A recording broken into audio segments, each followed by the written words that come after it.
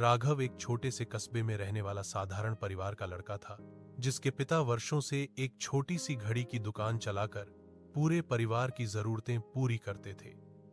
दुकान भले ही पुरानी थी और आमदनी भी कम थी, लेकिन उसके पिता समय के बहुत पाबंद, मेहनती और ईमानदार इंसान थे, जबकि राघव स्वभाव से अधीर था और उसे लगता था कि केवल मेहनत करने से कुछ नहीं होता, बल्कि किस्मत का साथ ज्यादा जरूरी होता है।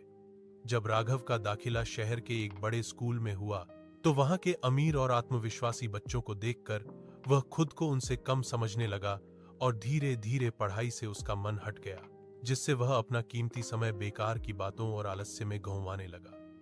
एक दिन परीक्षा में असफल होने के बाद वह बहुत निराश होकर घर लौटा और उसने देखा कि उसके पिता हमेशा की तरह धैर्य से पुरानी घड़ी को ठीक कर रहे थे।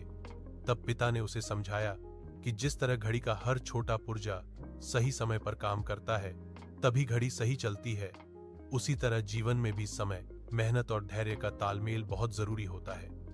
कुछ दिनों बाद एक बड़े व्यापारी की बेहद कीमती और पुरानी घड़ी, जो कई जगह दिखाने के बाद भी ठीक नहीं हुई थी, राघव के पिता की दुकान पर लाई गई और उन्होंने कई दिनों की मेहनत व एकाग्रता से उसे सही कर दिया। व्यापारी उनके काम, सादगी और ईमानदारी से इतना प्रभावित हुआ कि उसने न केवल उन्हें सम्मान दिया, बल्कि राघव को शहर में बेहतर प्रशिक्षण और आगे बढ़ने का अवसर भी दिया। इस मौके पर राघव ने अपने जीवन की सबसे बड़ी सीख समझी।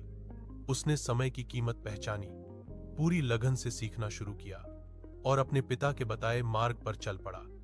वर्षों की निरंतर मेहनत के बाद राघव एक सफल और सम्मानित घड़ी डिजाइनर बना।